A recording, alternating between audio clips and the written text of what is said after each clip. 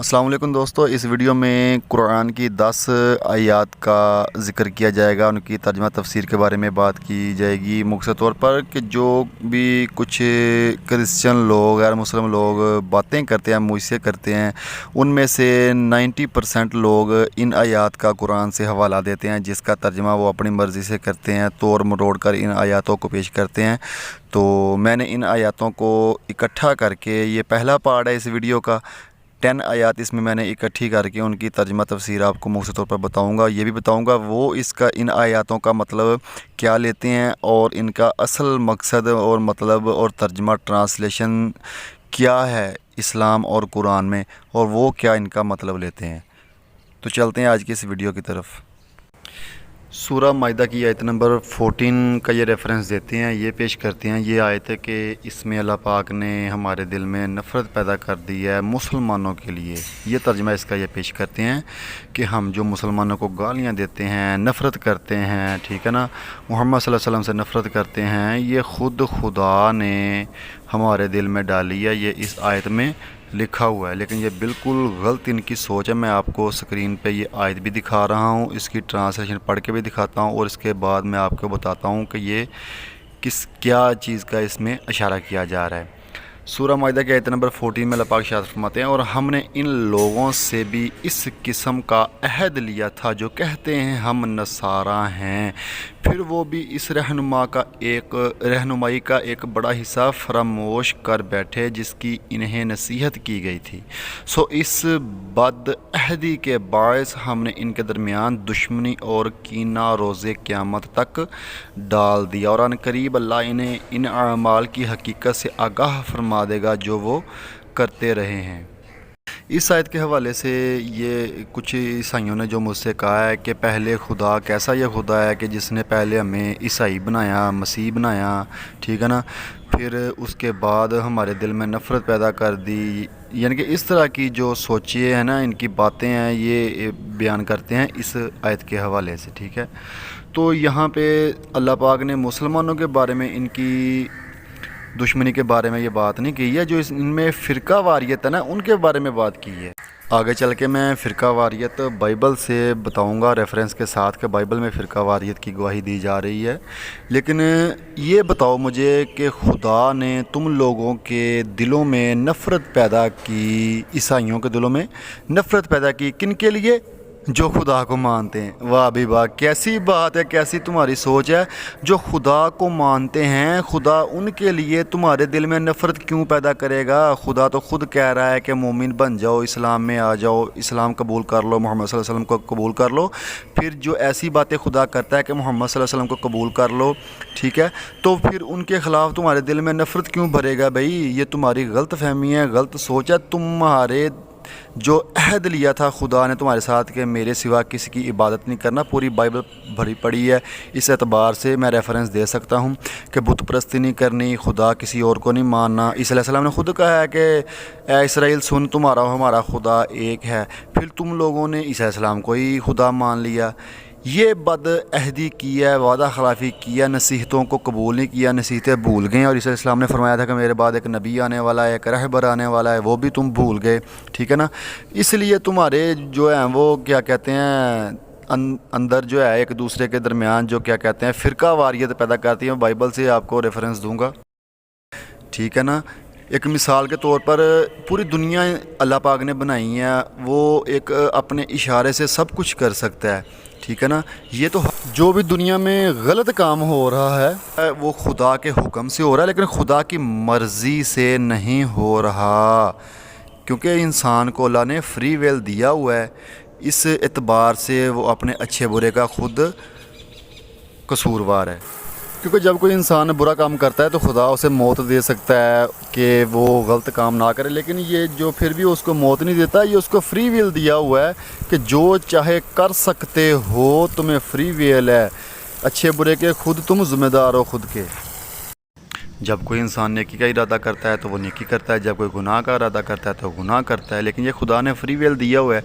खुदा ने तुम्हारे अंदर सांसें चालू की हैं, سانس تم لے رہے ہو، زندہ ہو، تو یہ سب کام کر رہے ہو، لیکن اس میں خدا کی مرضی نہیں ہے، تمہارا فری ویل ہے۔ جنت دوزخ بھی خدا نے تمہارے لیے ہی بنائی ہے، ٹھیک ہے نا، اچھے برے اعمال کے لیے۔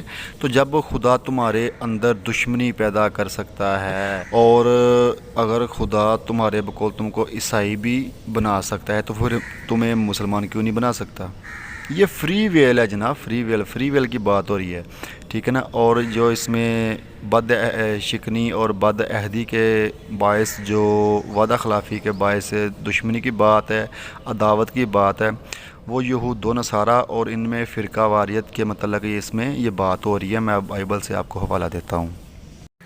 اسی بات کا ذکر سورہ بقرہ کی آیت نمبر 113 میں بھی آیا ہے کہ یہودی کہتے ہیں کہ عیسائی حق پر نہیں ہے، اور عیسائی کہتے ہیں کہ یہودی حق پر نہیں ہے، ٹھیک ہے نا۔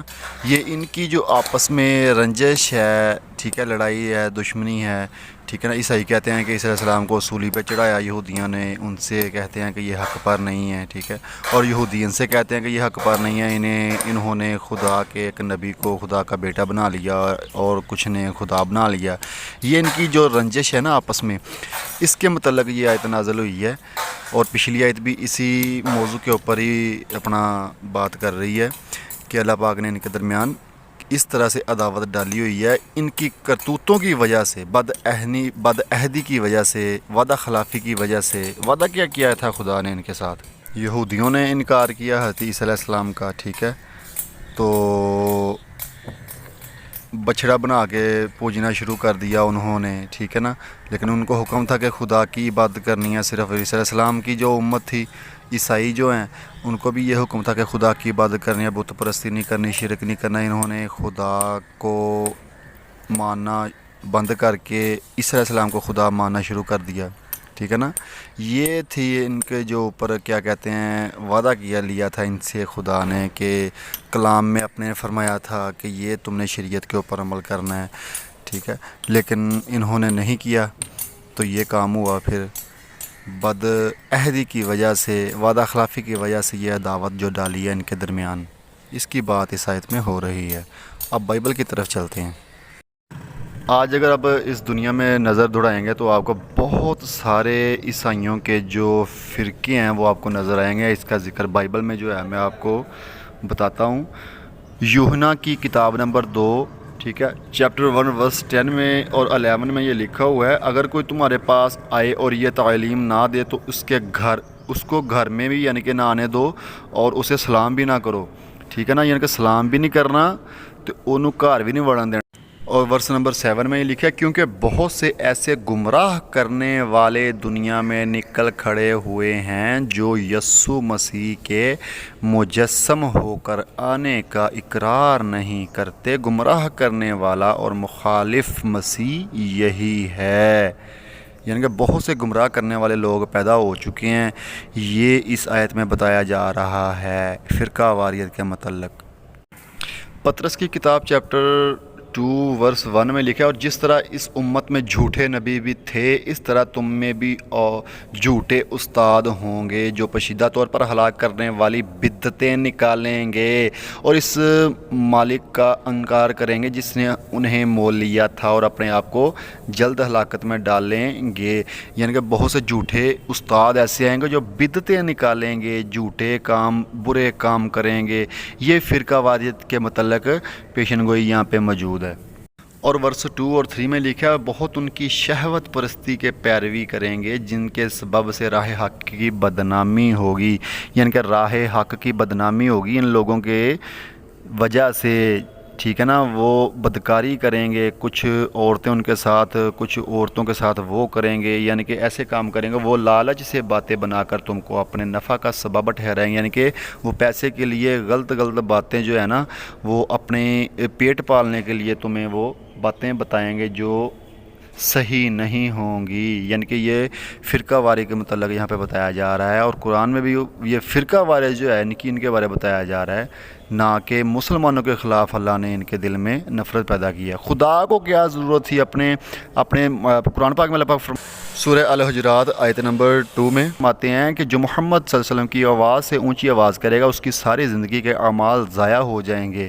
تو کیا اس نبی جس نبی کی آواز سے اونچی آواز خدا برداشت نہیں کرتا، ٹھیک ہے، تو وہ لوگوں کے دل میں ان کے خلاف نفرت پیدا کرے گا؟ یہ غلط فہمی ہے، غلط سوچ ہے، ٹھیک ہے۔ یہ اصل مقصد اس کا فرقہ واریت کے متعلق ہے اور یہ وعدہ خلافی کے عوض یہ سزا کے طور پر ہے۔ متی کی انجیل چیپٹر 10 ورس 34-35 میں جو لکھا ہوا ہے، اسلام فرما رہے ہیں میں زمین میں یہ نہ سمجھو میں زمین پر صلح کروانے آیا ہوں، صلح کروانے نہیں بلکہ تلوار چلوانے آیا ہوں، کیونکہ میں اس لیے آیا ہوں کہ آدمی کو اس کے باپ سے اور بیٹی کو اس کی ماں سے اور بہو کو اس کی ساس سے جدا کر دوں۔ اس لیے اسلام فرما رہے ہیں اس آیت میں صلح کروانے نہیں تلوار چلوانے آیا ہوں، جدا جدا کروانے آیا ہوں ایک دوسرے کو، ٹھیک ہے نا۔ تو کبھی یہ جو نفرت ہے نا، کبھی کبھی اس نفرت کی بات کر لیا کرو۔ بائبل میں عیسی علیہ السلام نے خود فرمایا کہ میں یہ نہ سمجھو صلح کروانے آیا ہوں، ٹھیک ہے نا، میں آگ بھڑکانے آیا ہوں، ٹھیک ہے نا، آگ بھڑکوانے آیا ہوں۔ جب آگ بھڑک چکی تو میں کیا خوب خوش ہوں گا۔ اس کا حوالہ بھی میں آپ کو دیتا ہوں۔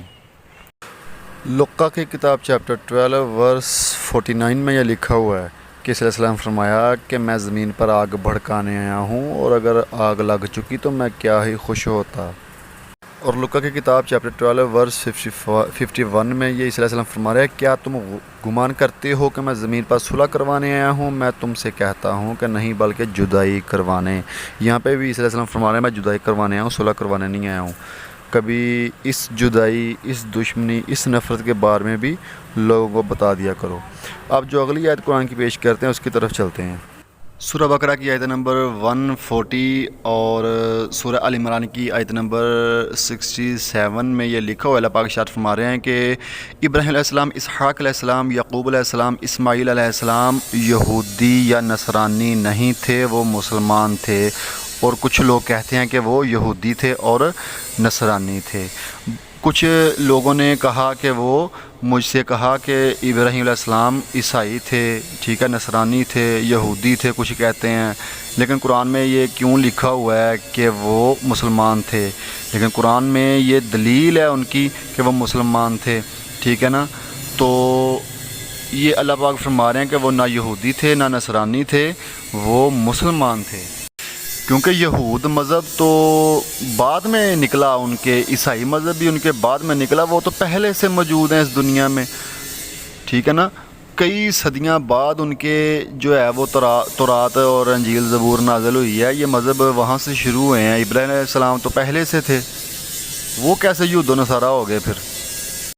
بائبل نہمیہ کی کتاب چیپٹر 9 ورس 7 اور 8 میں لکھا ہے کہ ابراہیم علیہ السلام کو خدا نے چن لیا تھا اور ان کا دل خدا کے لیے وفادار تھا، یعنی کہ خدا کے لیے محبت تھی ان کے دل میں۔ یہ نہیں لکھا کہ عیسی علیہ السلام نے ان کو چنا تھا اور عیسی علیہ السلام کے لیے ان کے دل میں محبت تھی جیسے خدا کے ساتھ تھی، کیونکہ عیسی علیہ السلام کو تو عیسائی جو ہیں وہ خدا مانتے ہیں۔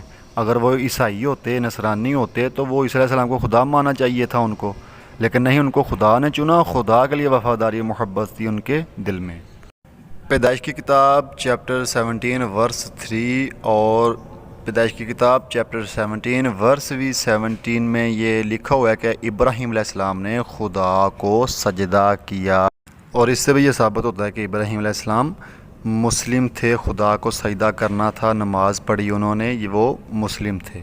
پیدائش کی کتاب چیپٹر 17 ورس 24 میں لکھا ہو ابراہیم علیہ السلام 99 برس کے تھے جب ان کا ختنہ ہوا، ٹھیک ہے نا۔ اور ورس 23 میں بھی لکھے ابراہیم علیہ السلام نے بچوں کا ختنہ کیا۔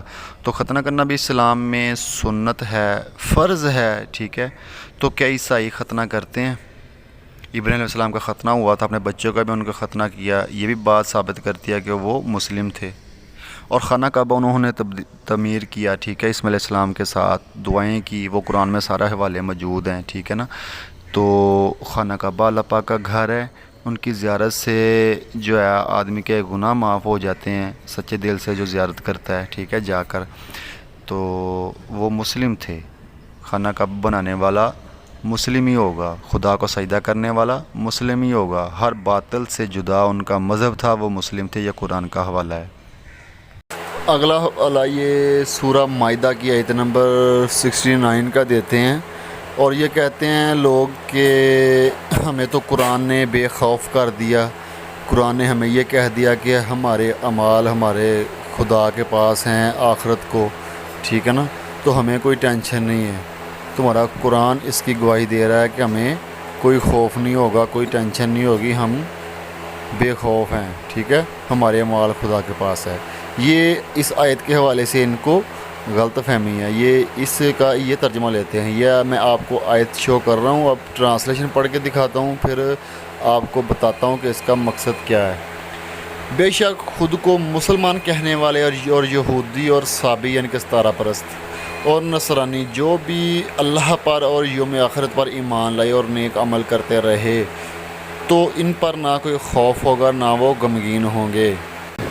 یہودی مذہب جو ہے یہ بہت ہی پرانا مذہب ہے، یہ مانتے ہیں کہ یہودیوں کے علاوہ کوئی بھی جنت میں نہیں جائے گا، اور یہ ایک کیا کہتے ہیں نسل در نسل چلنے والا مذہب ہے، کوئی نیا آدمی اس مذہب کو اپنا نہیں سکتا، ٹھیک ہے، یہ صرف ان کی نسل میں ہی موجود ہے۔ یہ کہتے ہیں کہ ہم جنت میں جائیں گے، اس لیے اللہ پاک نے یہ آیت نازل فرمائی کہ جو مسلمان، یہودی، نصارہ، ستارہ پرست جو بھی اللہ پر اور یوم آخرت پر ایمان رکھتے ہیں، ان کے اعمال اللہ کے پاس موجود ہیں، یعنی کہ اللہ پہ ایمان رکھتے ہیں۔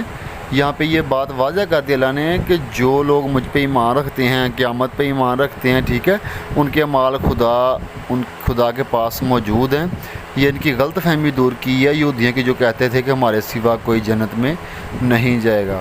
اس کے بعد اس میں ایک شرط موجود ہے کہ کس شرط کی بنا پر ان کے اعمال جو ہے وہ خدا کے پاس موجود ہوں گے۔ پہلی شرط اس میں یہ ہے کہ اللہ پر ایمان رکھنا ضروری ہے، فرض ہے ان کے اوپر جو اللہ پر ایمان رکھتے ہیں، اور یوم آخرت پر، ٹھیک ہے، اور آخرت قیامت پر، ٹھیک ہے، تو خدا پر اگر ان کا ایمان ہوا تو ہی ان کے بے خوف ہونے میں کوئی بات واضح ہے، نہیں تو نہیں۔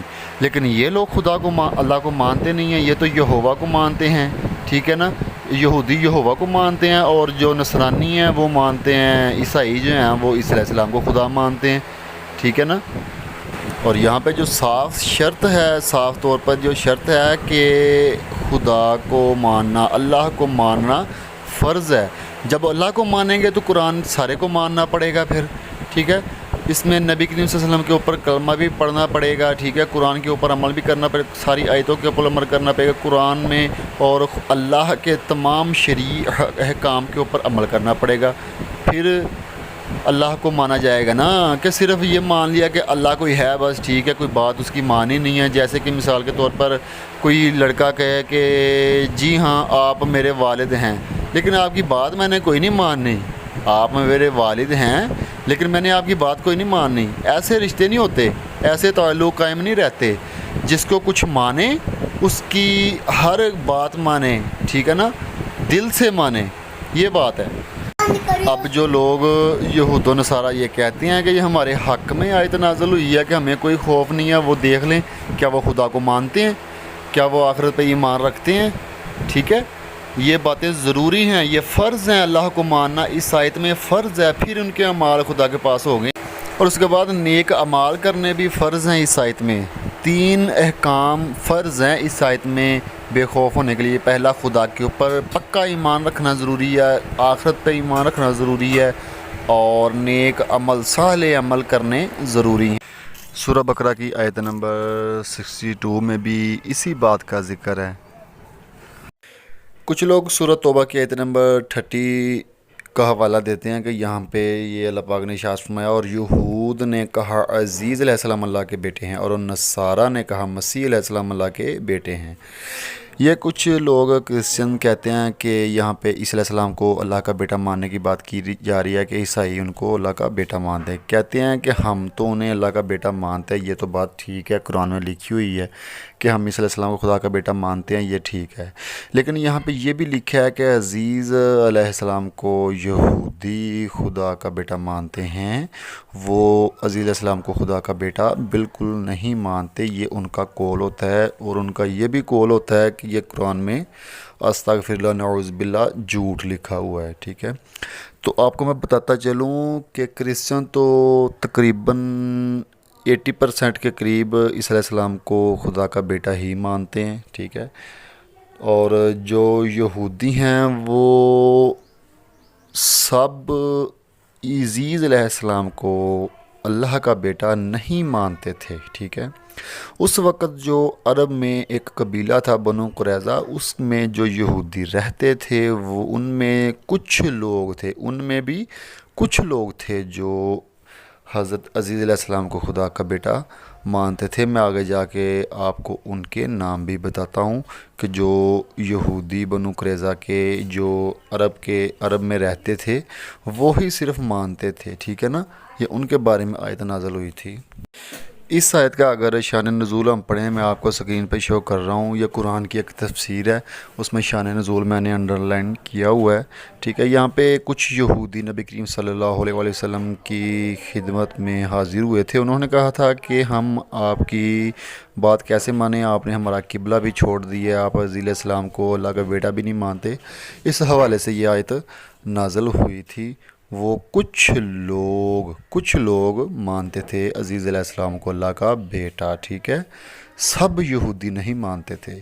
اب میں آپ کو نام بتاتا ہوں جو یہودی عزیز علیہ السلام کو اللہ کا بیٹا مانتے تھے۔ ان میں سے سلام بن مشکم، نعمان بن عوفہ، شامس ابن قیس، مالک ابن حنیب، صرف یہ وہ یہودی تھے جو عزیز علیہ السلام کو اللہ کا بیٹا مانتے تھے، باقی اس سے پہلے اس کے بعد 99% کوئی بھی عزیز علیہ السلام کو اللہ کا بیٹا نہیں مانتے۔ پھر یہ لوگ سورہ حج کی آیت نمبر 17 کا حوالہ دیتا ہے، جس میں اللہ پاک ارشاد فرماتے ہیں، بے شک جو لوگ ایمان لائے اور جو لوگ یہود ہوئے اور ستارہ پرست اور نصارہ یعنی کہ عیسائی اور آتش پرست اور جو مشرک ہوئے، یقیناً اللہ قیامت کے دن ان سب کے درمیان فیصلہ فرما دے گا، بے شک اللہ ہر چیز کا مشاہدہ فرما رہا ہے۔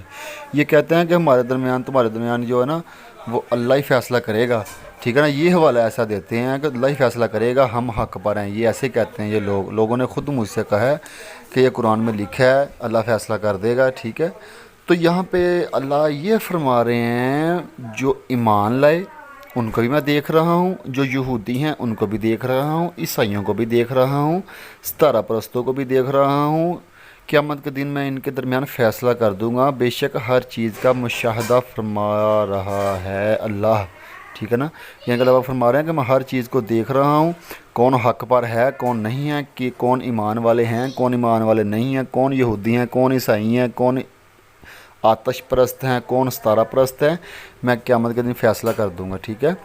اور رہی بات ان کی کہ جو لوگ کہتے ہیں کہ ہمارے حق میں یہ آیت ہے، یہ آپ کے حق میں کیسی آیت ہے، اس کی کیا دلیل ہے؟ یہاں پہ تو جو 4 بڑے بڑے مذہب ہیں، ٹھیک ہے، ان کے درمیان فیصلہ کرنے کی بات ہو رہی ہے کہ فیصلہ تو اللہ پاک ہر انسان کا کریں گے قیامت کے دن، خواہ ایمان والا ہو یا نہ ہو، فیصلہ تو کریں گے ان کے درمیان۔ تو یہاں پہ بھی فیصلے کی بات ہو رہی ہے۔ جو یہودی کہتے تھے کہ ہم اپنا صرف جائیں گے جنت میں، ٹھیک ہے نا، یعنی کہ اس لحاظ سے جو ہے اپنا آیت نازل فرمائی ہے کہ میں فیصلہ کر دوں گا تمہارے درمیان کہ کون ایمان والا ہے کون نہیں ہے۔ اس اعتبار سے وہ اس لیے یہ آیت پیش کرتے ہیں، کہتے ہیں کہ تمہارے دن فیصلہ اس طرح سے ہوگا کہ ہم جنت میں جائیں گے اور تم لوگ سب گمراہ کن ہو، تمام دوزخی ہو، ٹھیک ہے نا۔ لیکن حقیقت یہ ہے کہ خدا فرما رہے ہیں جو مجھ پہ ایمان رکھتا ہے، فرشتوں پہ، میرے رسولوں پہ، میری کتابوں پہ ایمان لایا، ان کے درمیان میں تمہارے درمیان فیصلہ کروں گا، ٹھیک ہے نا، کہ کون اچھے کام کرتا رہے کون نہیں۔ سورہ بقرہ کے آیت نمبر 111 میں اللہ پاک ارشاد فرماتے ہیں، اور اہل کتاب کہتے ہیں کہ جنت میں ہرگز کوئی بھی داخل نہیں ہوگا سوائے اس کے کہ وہ یہودی ہو یا نصرانی۔ یہ ان کی باطل امیدیں ہیں۔ آپ فرما دیں کہ اگر تم اپنے دعوے میں سچے ہو تو اپنی اس خواہش پر سند لاؤ، یعنی کہ کوئی مضبوط دلیل پیش کرو، تم سچے ہو اس بات کے اوپر کہ صرف یہود و نصارہ ہی جنت میں جائیں گے۔ یہ مجھ سے بھی کئی کرسچنوں نے بات کی ہے، ٹھیک ہے نا۔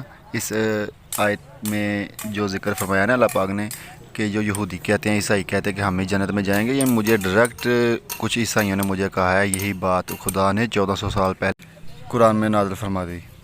میرے یوٹیوب چینل پہ ایک ویڈیو موجود ہے جس کا ٹائٹل آپ کو شو ہو رہا ہوگا۔ اس کا ٹائٹل ہے اسلام اور عیسائیت کی جنت میں فرق، جنت میں ہم بستری سیکس۔ یہ ٹائٹل ہے میری ویڈیو کا۔ اسلام اور عیسائیت کی جنت کے بارے میں آپ کو پتہ چل جائے گا کہ اسلام کی جنت کیسی ہے اور عیسائیت کی جنت کیسی ہے، ان میں فرق کیا ہے، اور بائبل کے لحاظ سے جنت میں کون کون جائے گا۔ اب میں آپ کو بائبل کے حوالے سے آپ کو بتاتا ہوں، جو یہود و نصارہ کہتے ہیں نا کہ صرف ہم ہی جنت میں جائیں گے۔ مسلمانوں کا جنت میں جانے کا ثبوت بائبل میں موجود ہے۔ میں اب آپ کو وہ حوالہ جات دیتا ہوں۔ کتاب استثناء چیپٹر 18 ورس 18-19 میں یہ لکھا ہوا ہے کہ یہاں پہ بشارت دی جا رہی ہے کہ ایک نبی آئیں گے، ان کو خدا اپنا کلام دیں گا، ٹھیک ہے۔ تو یہ محمد صلی اللہ علیہ وسلم کی پیشن گوئی ہے بائبل میں، یعنی کہ محمد صلی اللہ علیہ وسلم کو اللہ پاک نبی بنا کر بھیجیں گے، ان کو قرآن دیں گے۔ اور آگے لکھا ہے، اور جو کوئی میری ان باتوں کو جن کو وہ میرا نام لے کر کہے گا نہ سنے تو میں ان کا حساب اس سے لوں گا۔ یعنی کہ جو لوگ محمد صلی اللہ علیہ وسلم کی بات کو نہیں مانیں گے، جو وہ میرا نام لے کر کہے گا کہ یہ قرآن مجھ پر نازل ہوا ہے، جو وہ اس باتوں کو نہیں مانیں گے تو میں اس سے بدلہ لوں گا، حساب لوں گا، ٹھیک ہے نا، کہ تم نے یہ ان کی بات کیوں نہیں مانی۔ تو جو ہم تو مانتے ہیں، ہم تو بائبل کے اوپر بھی اس آیت کے لحاظ سے عمل کر رہے ہیں کہ ہم ان کی محمد صلی اللہ علیہ وسلم کی بات مان رہے ہیں، ٹھیک ہے نا۔ تو ہمیں یہ اللہ پاک نے توفیق عطا فرمائی ہے کہ ہم ان کی بات مان رہے ہیں۔ تو اس لحاظ سے یہ گواہی ہے ہمارے جنت میں جانے کی۔ جو لوگ کہتے ہیں نا کہ مسلمان جنت میں نہیں جائیں گے، صرف یہود و نصارہ جائیں گے، یہ تو بائبل میں بھی حوالے موجود ہیں۔ سورہ العمران آیت نمبر 96 میں بکہ کا لفظ استعمال ہوا ہے۔ مکہ شہر کے لیے ایک دوسرا لفظ ہے بکہ، اس کا ذکر بائبل میں دیکھتے ہیں کیا ہے۔ بائبل میں زبور کی کتاب زبور نمبر 84 ورس نمبر 4، 5، 6 میں بکہ کا لفظ موجود ہے۔ یہاں پہ لکھا ہوا مبارک ہیں وہ جو تیرے گھر میں رہتے ہیں، یعنی کہ ان لوگوں کو مبارک کہا گیا ہے جو بکہ میں رہتے ہیں۔ کیا؟ جو بکہ میں رہتے ہیں ان کو مبارک کہا گیا ہے۔ جو مکہ میں رہتے ہیں بائبل ان کو مبارک کہہ رہی ہے، وہ جنتی ہیں تو ان کو بائبل مبارک کہہ رہی ہیں اس ورس کے حوالے سے۔ اور گوسپل آف جون کتاب یوحنا چیپٹر 14 ورس 15-16 میں یہی لکھا ہے، عیسیٰ علیہ السلام فرما رہے ہیں کہ جو مجھ سے محبت کرتے ہیں میری ان باتوں کے اوپر عمل کریں گے کہ میں باپ کے پاس جا کر درخواست کروں گا کہ تمہارے لیے ایک وہ دوسرا مددگار بخشے، یعنی کہ محمد صلی اللہ علیہ وسلم کو کی یہاں پہ بشارت دی جا رہی ہے کہ عیسیٰ علیہ السلام فرما رہے ہیں کہ میں خدا سے درخواست کروں گا کہ وہ تمہارے لیے محمد صلی اللہ علیہ وسلم کو بھیجیں جو مجھ سے محبت کرتا ہے، میری ان باتوں کے اوپر عمل کرے، ٹھیک ہے۔ تو یہاں پہ ان کی باتوں کے اوپر بھی ہم نے عمل کیا، آپ لوگوں نے نہیں کیا، آپ محمد صلی اللہ علیہ وسلم کو مانتے نہیں ہیں۔ سورہ بقرہ کی آیت نمبر 120 میں یہ اللہ پاک ارشاد فرماتے ہیں، اور یہود و نصارہ آپ سے اس وقت تک ہرگز خوش نہیں ہوں گے جب تک آپ ان کے مذہب کی پیروی اختیار نہ کر لیں۔ آپ فرماتے ہیں کہ بے شک اللہ تعالیٰ کی عطا کردہ ہدایت ہی حقیقی ہدایت ہے، امت کی تعلیم کے لیے فرمایا، اور اگر بالفرض آپ نے اس علم کے بعد جو آپ کے پاس اللہ کی طرف سے آ چکا ہے آپ ان کی خواہشات کی پیروی کی تو آپ کے لیے اللہ سے بچانے والا کوئی دوست نہ کوئی دوست ہوگا نہ کوئی مددگار۔ یعنی کہ اللہ پاک فرما رہے ہیں کہ یہ یہود و نصارہ ہیں نا، یہ تمہارے اوپر کبھی بھی راضی نہیں ہو سکتے جب تک تم ان کا دین مذہب اختیار نہ کر لو، لیکن تم ان کا دین اختیار نہیں کرنا، مذہب اختیار نہیں کرنا، صرف مسلمان ہی رہنا، قرآن کے اوپر عمل کرنا ہے، ٹھیک ہے نا۔ اگر یہ کام کیا تو اللہ سے بچانے والا کوئی بھی نہیں ہوگا۔ یہاں پہ حکم دیا جا رہا ہے کہ مسلمان ہی رہنا، اور ان کی جو عداوت ہے، دشمنی ہے، لڑائی ہے، بغض ہے، کینہ ہے ان لوگوں کے دلوں میں، اسی وجہ سے ہے کہ یہ ہمارا مذہب قبول نہیں کرتے، ٹھیک ہے نا، ہمارے قبلے کی پیروی نہیں کرتے، قبلہ بھی نیا لے آئے ہیں یہ، ٹھیک ہے نا. تو یہی بات ہے ان کے درمیان جو نفرت والی بات ہے نا, یہی بات ان کو ستاتی ہے کہ مسلمان اسلام کو چھوڑ کر عیسائی ہو جاؤ, یہودی کہتے ہیں یہودی ہو جاؤ, لیکن خدا کا حکم ہے صرف مسلمان ہی رہنا. اور یہ قرآن میں بھی موجود ہے کہ ابراہیم علیہ السلام, یعقوب علیہ السلام نے اپنے بچوں کو یہ نصیحت کی تھی کہ مسلمان ہی مرنا, شرک نہیں کرنا, گمراہ نہیں ہونا.